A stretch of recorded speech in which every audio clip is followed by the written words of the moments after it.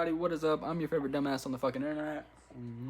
Alright, listen, we made like a political video and that was fun. But now we're gonna actually like have some fun, but get scared maybe, because I have a fucking baby daughter, I have a baby monitor, and we're reading fucking true story, scary stories, Reddit, fucking you know what it is. Let's get into it. Alright, Ghost on the baby monitor. Now listen, I don't give a fuck what anybody says. If anybody has a baby monitor, have you ever looked at your child like if it does like a nighttime thing where it like goes black and white? You ever looked at your child's eyes? That's fucking creepy. Children in the light, it just glows and it looks terrifying. And there's one picture that I have. I'm not gonna show it because fuck y'all. Of my daughter on that, looks like a demon. Looks just straight like a fucking demon. But yeah, let's get into it. This is Ghost on the baby monitor.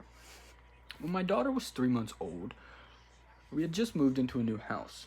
It was a quiet neighborhood, nothing creepy about it, just a fresh start for our little family. But within the first week, something happened that I still can't explain. One night, I was downstairs cleaning up while my husband was asleep. Our daughter was in her crib, and I had the baby monitor next to me. It was one of those video ones with the night vision, so I could see her little chest rising and falling as she slept. Then, through the static of the baby monitor, I heard it, a soft whisper. At first, I thought it was just interference, maybe picking up a neighbor's frequency, but then as clear as day, I heard a woman's voice. Shh, go back to sleep, baby. I froze. The only people in the house were me, my husband, and our daughter. I stared at the screen, my heart pounding. She was still there, sleeping peacefully. I ran upstairs, I flung the door open, and found the room exactly as I had left it. No one was there. For a few weeks, small things kept happening. I'd hear faint humming through the monitor when I knew the house was silent. Once, I walked in to find the rocking chair moving, just slightly, like someone had just gotten up from it. Eventually, things settled down. I never heard the voice again, but sometimes when I check on my daughter at night, I swear I can still feel someone else in the room, watching over her. Ooh, that was like a short one.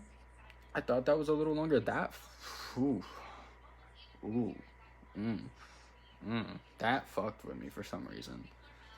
That fucked with me. And it only fucked with me because sometimes, like, as you guys know, my parents, they're both passed away. Like, my dad died like 20 days before my daughter was born. So it's real weird, like, when she was like real young, when she would just stare off into space. And like, it was like, she's not looking like she's just looking, she's looking like she's seeing something. Like, she'd like make like expressions. And I don't know, I don't believe in much shit, but I do believe that babies can see things that like people can't see, like animals can see things that like grown-ups can't see. But I don't know. But so, ladies and gentlemen, A Man Watched Me As I Slept is the title of this one. Let's get into it. In 2013, my family moved to a very tough area of Mobile, Alabama. Or Mobile. Is it Mobile? It's Mobile. Okay, Mobile, Alabama. We moved there to follow a football coach for my brother. We rented the home from an older woman. The house smelled as you would expect from an old house that used to be occupied by an older lady. It smelled like the old Chanel No. 5 and old carpet. There were only 3 bedrooms in the house, including the master bedroom. There were also 2 bathrooms. I have 3 siblings, 2 parents, and 1 cousin staying in the household on an average day. The house was pretty packed, but we were there for only a year and it was cheap. My cousin also followed the football coach there as well. To ensure eligibility, we had to have a place to stay near the school. This included my uncle and my cousin's dad to get an apartment. The apartment had no good furniture, but enough to prove that they were living there. Since there was no good furniture, he ended up staying with us most of the time. My uncle would occasionally stay at the apartment, but they didn't allow pets. My uncle's boxer dog would stay with us all the time. I was only 7 or 8, but I remember this all too well. I have this weird issue with fabric I think looks old, so I always slept on our couch in the living room that I knew my mom bought a few years prior. Above the couch I slept on was a window with many blinds that were always closed, so I never would have expected this would have happened. One night, I drifted off to sleep as I always did, and I woke up in the middle of the night. I always slept with the TV on, running recorded versions of the Ninja Turtles because it helped me sleep. If it wasn't for the TV, I would have never noticed. I woke up and looked at my TV, and then rolled over to sleep again. That's when I noticed two eyes staring right back at me through the gaps of the blinds, looking down on me. As the 7-year-old little girl that I was, I screamed and ran all the way to my parents' room crying. My dad is a bodybuilder and a very large man, so he shot up and went outside. When he opened the door, he saw no one, and I ended up sleeping with my parents that night. No one really believed me after the whole ordeal, so it was all forgotten. I never slept on the same couch ever again. My brother, though, drifted off to sleep on that couch after practice one day. He ended up sleeping through the night around 2 in the morning. My brother woke me up and asked me what I saw that one night. I explained what I saw and he told me he had just saw the same thing. We woke my parents up and told them my brother saw the same thing I did, and my dad went outside. Once again, there was no one there. There was huge footprints where he stood. The footprints proved that we weren't lying to our parents, and we were honest about what we saw. The area was very dangerous, so we just assumed the area was very dangerous, so we just assumed it was a peeper. We never called the cops because we never saw who it was, and if they ever tried to break in, we had our dad to protect us. My dad is very easy to wake up, and it just takes a yell to get him awake and up and on his feet. My brother came up with a new solution to the peeper problem. My brother ended up moving the blinds pointing upward instead of down.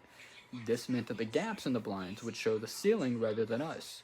We never had an issue for a while. We never had We never had another issue for a little while.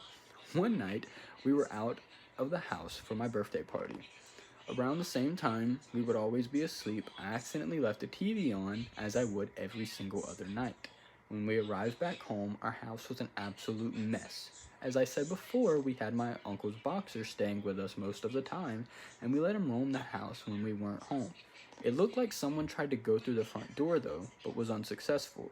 There were claw marks from the boxer trying to get to someone on the other side. At the back door, there were chips off the frame of the door, as if somebody had tried to break in with a crowbar. The pages from my library books were torn, my backpack was rummaged through, and my homework was shredded.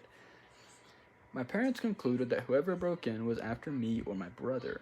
This is because he only really ever saw us there. I thank God every day that we were not there that night. I have no idea what the person wanted or who they were after. Shortly after, we moved back to our old house in a safe area. Nothing like this ever happened to me again, but I will never forget these nights, and my brother told me he saw the same thing, and I saw the peeper's eyes looking back at me. That's not, like, creepy scary?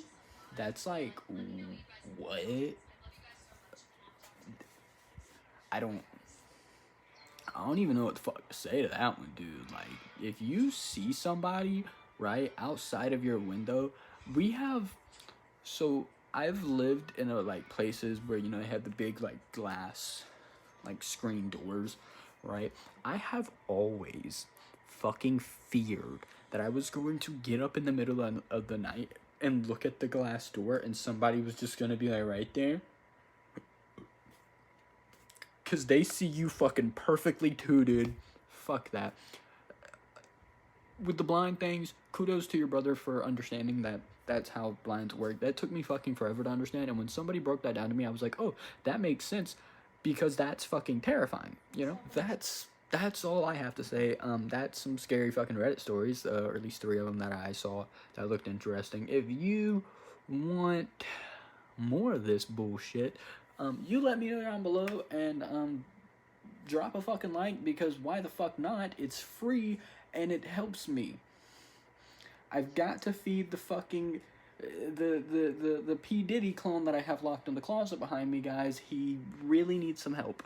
But yeah, that's all I have to say. Once again, fuck Kanye. It's been your favorite dumbass on the internet. Listen, guys, having fun with the Reddit videos, having fun with just talking shit and doing whatever the fuck I really care for. Like I said, drop a like, comment, subscribe, and I will see all of you lovely fuckers in the next one, because if you don't, your parents don't love you. Hate to say it. Peace!